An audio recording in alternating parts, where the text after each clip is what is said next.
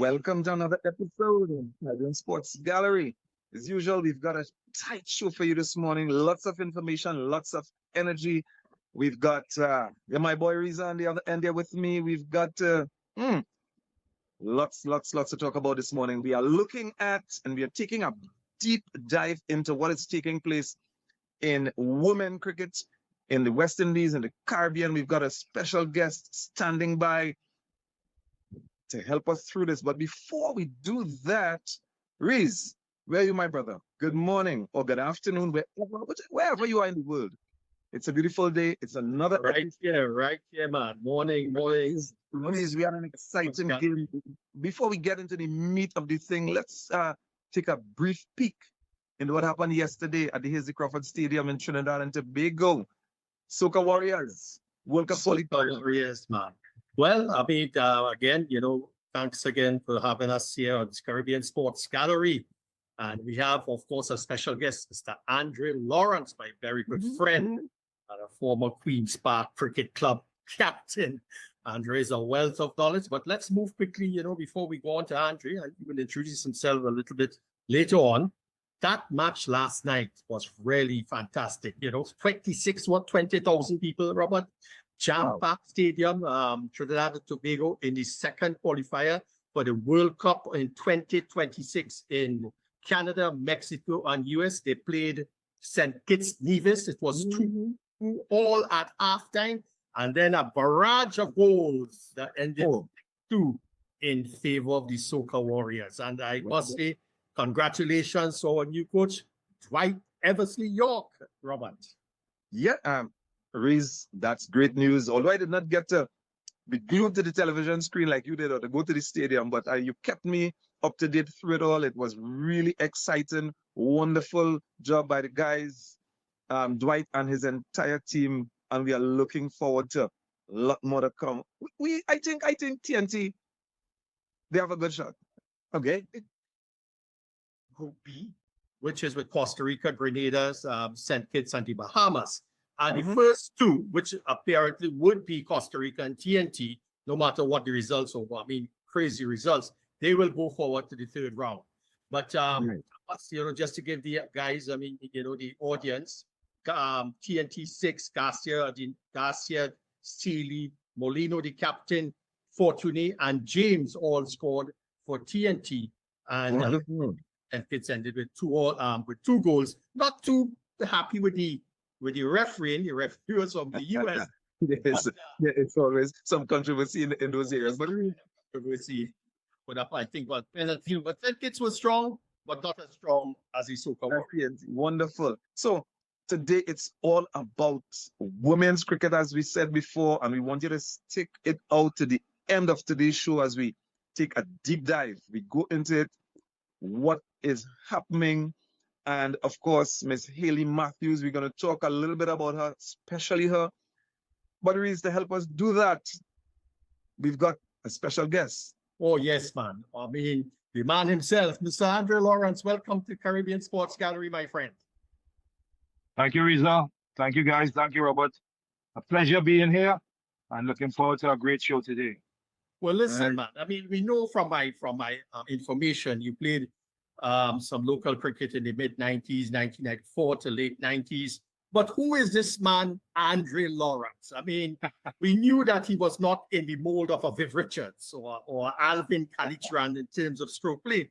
But you were, or maybe they weren't in my mold. But you were a coach. You were a captain. Tell us a bit about Andre Lawrence, the man himself. Well, just a bit. I'm a true what you call a sports enthusiast. What a lot of people don't know is that actually I started off as a national lawn tennis player at the under 14 level as a young kid, even though I was only 10. So I got into sport from a very, very early age. When I passed to St. Mary's College, I started to play a lot of football and became an intercol footballer. And at a pretty, what might be considered a pretty late age, I picked up the cricket bat at age 16. And in 1 year, fortunately, having been coached privately by the late Richard D'Souza, I made a national under 19 team. And from there, everything just took off. I ended up, of course, playing professional cricket in England for a number of years. Right. Right. I, of course, represented Trinidad and Tobago at the highest level, and thoroughly enjoyed that. After my playing days, before that, I was qualified as a level 2 coach in England, and then came back to Trinidad and Tobago and did some coaching with my alma mater, St. Mary's College, the North Zone, North Zone under 17, under 19 teams. I even did some work with Comets Cricket Club, their senior team for a couple of years, to help my good friend Dylan Ramnarain. I also did some coaching at Queen's Park, of course, my former club. So yeah, that's the man. Busy entrepreneur at the moment, and still loving and still loving and following the game. Yes. What I wanted to just ask you before we go into the meat of it, of course, this women's cricket and the status of women's cricket. You must have had some kind of indelible memory of a career. What comes out in your memory at that indelible moment in your first class or international career? I'll tell you something. Now, while I did not do as well as I would have hoped, playing in the era that I did in the 80s and 90s, I played in and among probably some of the very best players that arguably played the game. Your Joel Garners, your Malcolm Marshall, your Greenwich and Haynes opening the batting for Barbados at the time, and of course the West Indies. Richie Richardson out of Antigua. Your Courtney Walshes and so on, Ambrose. Yes. Those were truly incredible times, rubbing shoulders with those guys, coming up against them, trying to make my own way. And it was not, of course, very easy. These guys weren't just good regional players. They were actually world beaters at the time and the very best at their game. So it was the most educational, I should say, time of my career. And I thoroughly enjoyed it. And if I had to do it all over again, I simply will. It's something I won't forget. It was a great time in my career. The proudest moment was the Trinidad and Tobago 50 over team winning the regional competition when it was televised live for the very first time around the region. That regional 50 over final in Guyana against Guyana. And Trinidad and Tobago won that match handsomely. That is probably my proudest moment for in my cricket career. Excellent, Andrew. Now you talk about a level 2 coach. Is that what you told us? A level 2? Yes. Correct.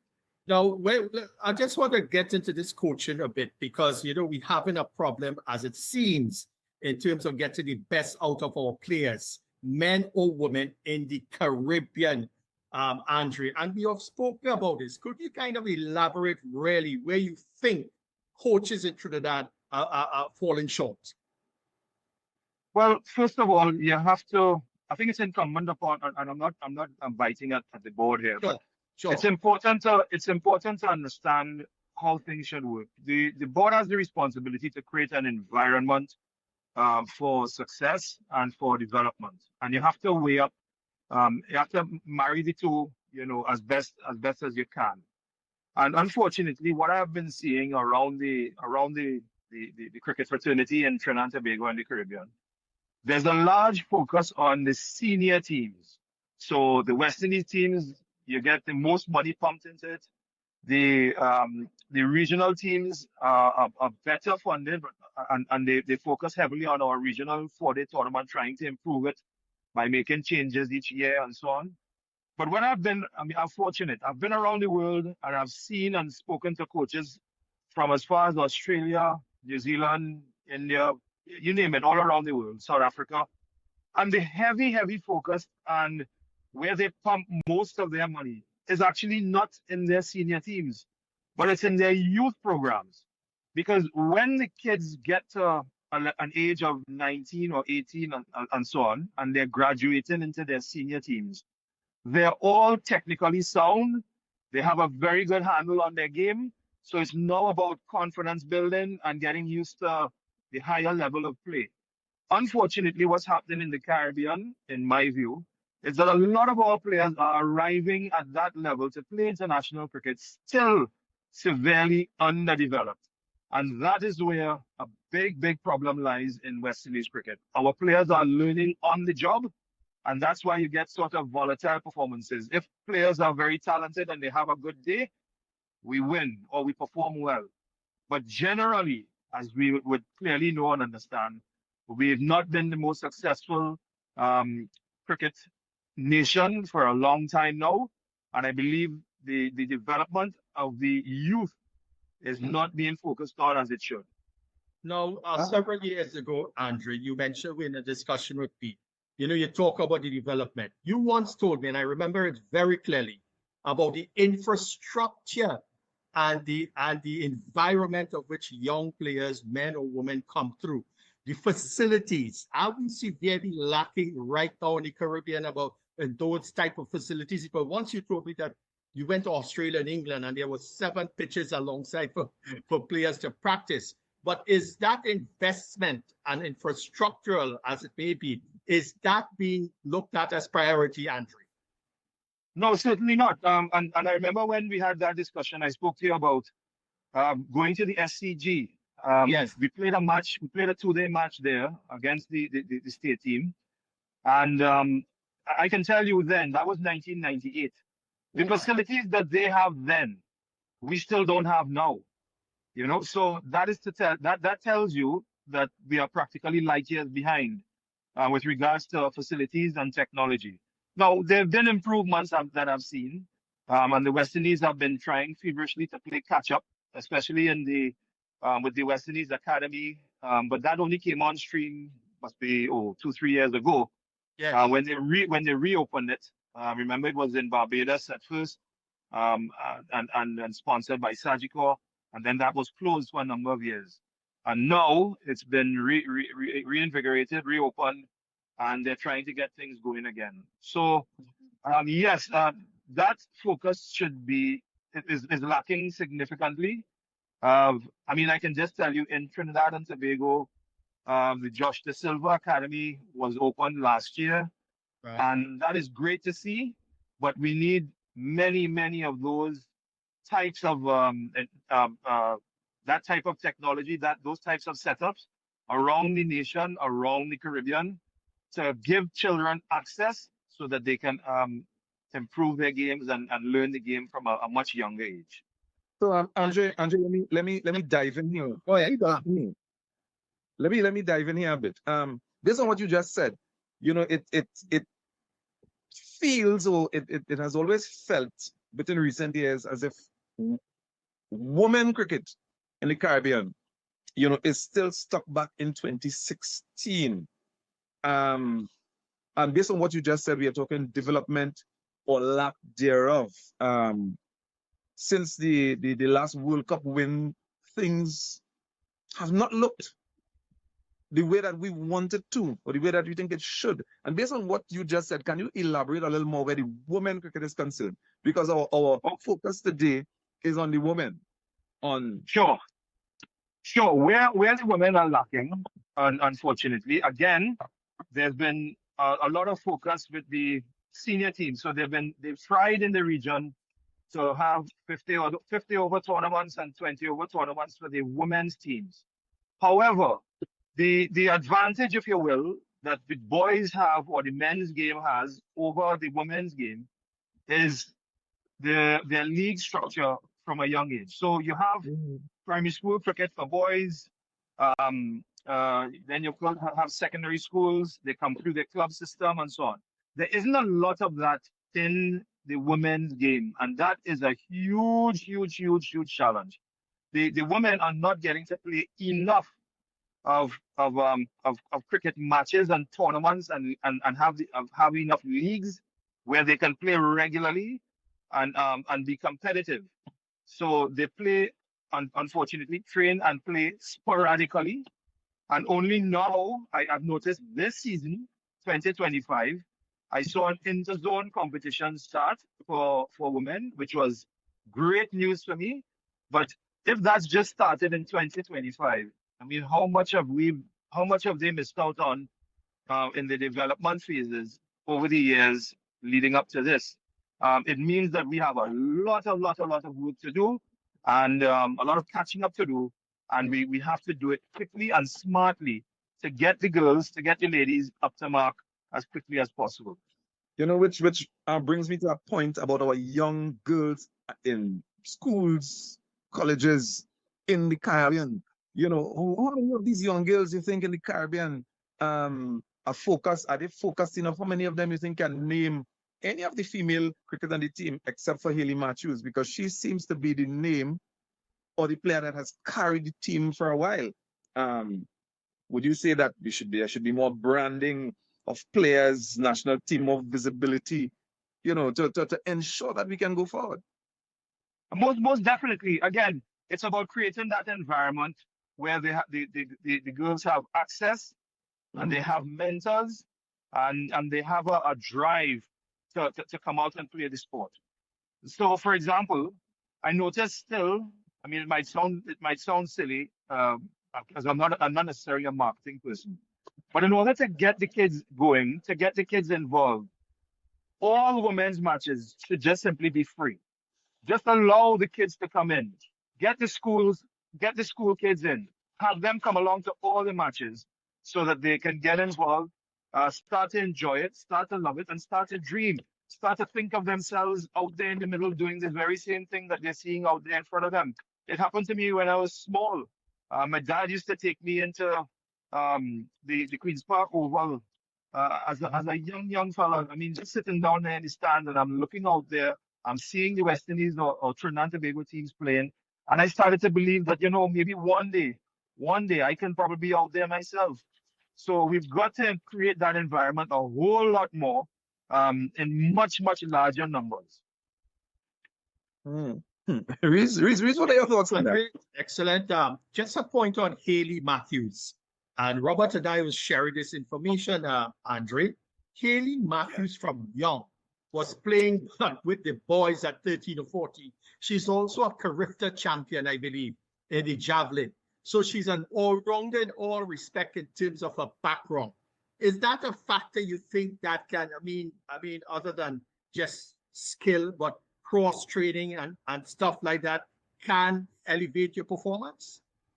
Well, absolutely. Not only Hayley. You know that Deandra Dutton came to Trinidad and played here as a young girl, a young lady.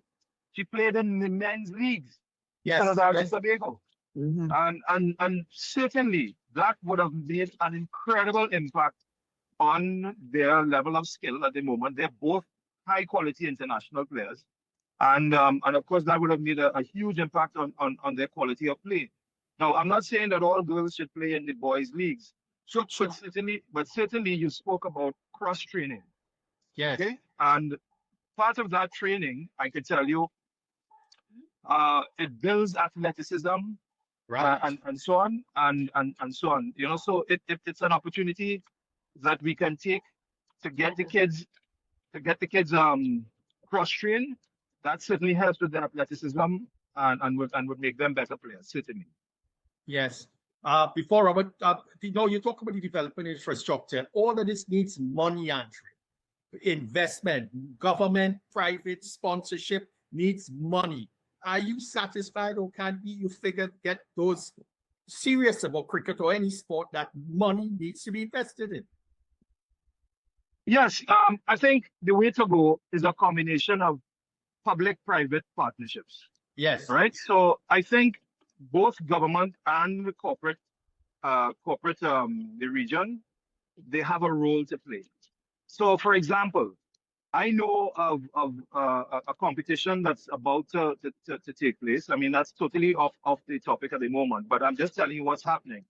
The national stadia, the government and corporate Trinidad and Tobago will be coming together and have the national stadia being utilized as a training center, and the corporate TNT, they're going to be coming on board to help fund the actual sport itself.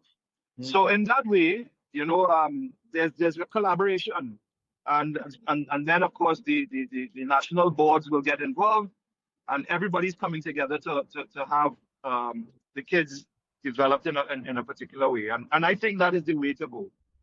Sport is not a cheap thing. And getting the technology is a bit costly. Getting the coaches trained up to impart knowledge is also something it is a bit costly, but it's very, very, very possible. And let me tell you something. again, I've been fortunate, I've been around the world. One thing we are very blessed with in the Caribbean is natural athleticism, but we are not taking advantage of that in the best way possible. We have tremendous talent here. I mean, just think of it. We've had world beaters in the Caribbean. We still have persons who are very, very, very competitive on the world stage. And we are just a little dot of islands around the Caribbean region. So no one can tell me that there isn't the talent around. It's how we harness it.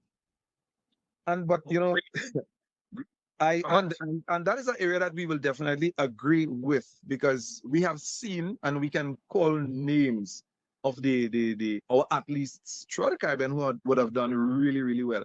But you know, you talk about a little while, Andrea, about the financial input of governments, to put it in my own words, corporate sponsorship.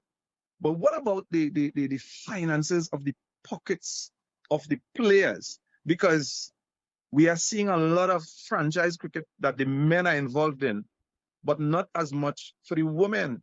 What are your thoughts on them, you know, going that direction, making more money? Hayley Matthews, for instance, do you think that if she was playing for Australia or somebody else, she might have been a millionaire cricketer today? How do you see that affecting players where the finances are not flowing as it should? Yeah, certainly. Again, the women's game, because it's not yet fully developed in the Caribbean, that is a major challenge. But I think, honestly, it's getting better. It's slowly, but surely it's getting there. So we've seen the women's game develop into CPL competitions now as well. So they've come on board with that. And more, as our ladies develop, they're going to get opportunities and franchise opportunities. And for me, the fastest growing aspect of regional cricket and probably world cricket is the women's game. So I think you're going to see a lot happening within the next, well, probably not too far from now. We're going to be seeing a lot of new things happening with women's cricket, which is great to see. I can only hope that they focus heavily on getting the younger girls developed and playing as much as possible. So, because of course, your senior teams, you simply can't just develop them after the age of 20, 30, you know, kind of thing too much. You know, we've got to have the younger ones coming through. Yeah. But, you know, I'm glad you went there, because CPL is a big thing in the Caribbean, but there is no full-fledged women's CPL. But how much matches they played recently, the last 2 or 3 seasons, right? Why do you think that it's taking that kind of time to develop? Because that could be, you know, one of the areas that would spark the interest in our young females, CPL. Yeah, but it's a combination of finance and simply the number of players that are available. So as I've said, you know, you don't have as many leagues, you don't have as much development programs going on for young girls. So you just simply don't have the numbers to have a competitive competition that easily. Once you fix that, once you get the leagues up, you get the players training a lot more, playing a lot more, you're going to have a lot more numbers in the game available. And then, of course, they can focus their investment on growing the involvement of women in competitive cricket. I'm liking, you know, the way you're putting it. Very moderate, very, very, what's the word? Reza, no better word here to use. And then Andre's approach to what are you saying? The man is covered driving like a Mercedes-Benz, man. So Reza, yeah, what? We're going to take a little pause right here, because I know you have something very important. We are still in the world of cricket, where one of our legends is concerned, that you want to share with us. Sure. And Sir Garfield Sobers, Robert, he's going to be 89, I think, in July, and he's not well. I just want to say out there, on behalf of Caribbean Sports Gallery, Sir Gary, after 93 test matches, over 8,000 runs, 235 test wickets, arguably the greatest all-rounder the world has ever seen. We hope that you will get well and we look forward to one day soon, if time and health permits, to interview you on the behalf of Caribbean Sports Gallery. Reese, thank you for that. Thank you for that little bit there. And I'm looking forward to that, I am looking forward to, to just to us doing something on Sir Gary Sobers in the not too distant future. We trust that he will be blessed with some more health, strength. Yes. We can still, do a couple more cover drives. And Reese, we are talking women's cricket. We are talking women's cricket, and we are seeing, some, as Andre talked about, underdevelopment, funding that should be. But do you think, and we could bring Andre in on this, that a lack of proper planning and follow through, and we talk about investment or reinvestment, which may have or may will affect the success positively or negatively going forward. What are your thoughts on that? The lack of planning, lack of follow through. Well, when you have a different angle to the lack of planning and thought, and I would like Andre to expand on what I'm now going to say. I know in terms of this is a different type of planning, Robert. Mm-hmm. Young girls playing cricket are in schools, they are in colleges, they're in tertiary education, and that balance has to do with that kind of planning with their parents, with their teachers. It's not easy. I know particular young girls who are struggling with that because while they are, let's say, need to be in school, they are away representing their country. And for them to, what you call, get their tutoring while they're out on the field is not easy. So there must be some sort of, I would think, quote unquote, marriage between sports and education in a very telling way. I don't know if, Andre, if you could back me up on that. I can back you up on that 1,000%, Reza. Yes. I'll tell you something.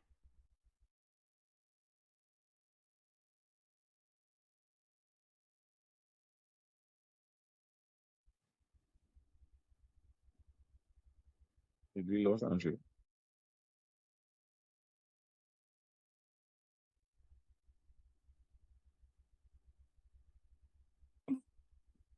Yeah, Robert, while we are on that particular point, it's a significant point, that balance between sports and education. That can assist with. Yes. Sorry, I think you lost me there just for 1 second. Yeah, go ahead. Yes, I think we have the opportunity now with technology to give the support for persons who are what I call student athletes. That is again what I referred to a short while ago with a new program that's going to be coming on soon. Part of the development for the kids is that they are going to be spending a lot of time in academies training, but certainly a main component of their training is going to be involved making sure that they keep up with their studies, and therefore they're going to have academic support from tutors in their spare time to make sure that they keep up with their grades. So that is critically important. And again, technology, they can do a lot of these things now a bit online. It can help them get things get them up to speed. Excellent. Well, I think we could have had the man himself, Mr. Lawrence, batting superbly this morning on Caribbean Sports Gallery. Thank you so much, Andre. Robert. Well, is it that time already, Reese? Okay, is it? Go ahead. Whatever. Because there are still a couple of points I want to shoot at Andre before he's not going to just run out just like that. Because all right, I'm thinking about, we are seeing other. Well, what do you think that there are some double standards in cricket governance these days? And you have men cricket, you have women cricket. Women cricket are being underfunded, not enough development. But Andrew, what are your thoughts on men's cricket? Do you think that the men's cricket would tolerate that kind of double standards? What we see facing the women's cricket now? I think the men's game is fully developed worldwide. and I don't think they have challenges now with that. In fact, what the world is struggling now from is scheduling. So there's so much men's cricket to be played, T10, T20. The franchise leagues are plenty, locally, regionally, internationally. They don't have a challenge at the moment with regards to access and getting, probably their finances in order and stuff. So the men, I don't think are going to have a problem. Certainly, the women's game has to get very, very, very much in focus. I think it's starting. We're starting to see signs of that, but there's just a whole lot more to do. And I think the creation of academies and having those academies certified will play a very big role in ensuring that the kids have access and that the girls, the ladies in particular, that they have access and they have some sort of structure. Those things are very, very important. There, from what my investigation has found, there are 526 communities across Trinidad and Tobago alone where kids don't have access to sport. Now, that's a huge number for a very small island. And that is a story within itself. Again, I think it's incumbent upon a combination of private and public partnerships to come together and develop programs, maybe through sport company leading the way, to get access to kids and have them just play the game, get introduced to sport. So when they get into places like their primary schools, the love is there, and they'll hopefully continue to play.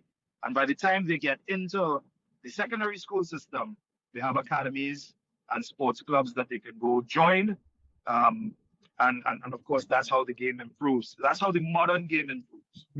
But that said, Andre, do you think that the next generation of women cricketers, do you think they're in good hands, or do you think that we will just have to hope and pray that there's another Hayley Matthews just rising up out of the ashes miraculously?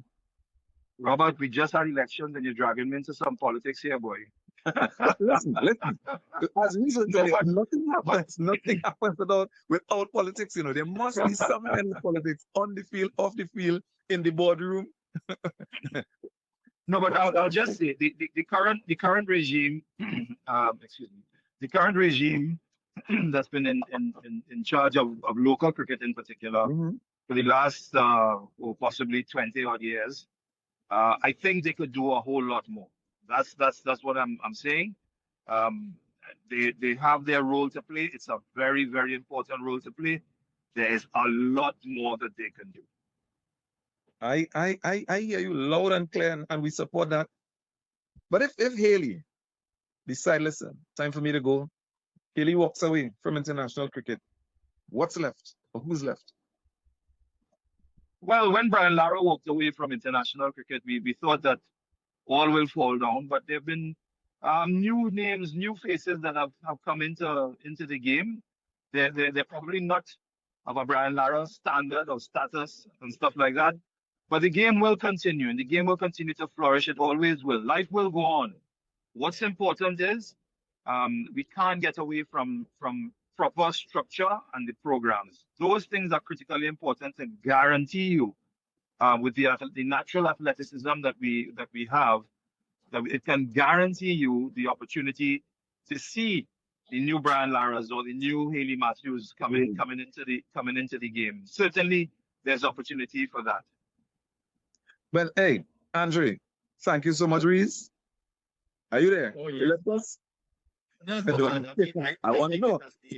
So, it's about that time when we wrap it up, and we've got to say a huge thank you. Superlative shot making, Andre. Superlative shot making. Thank you so much.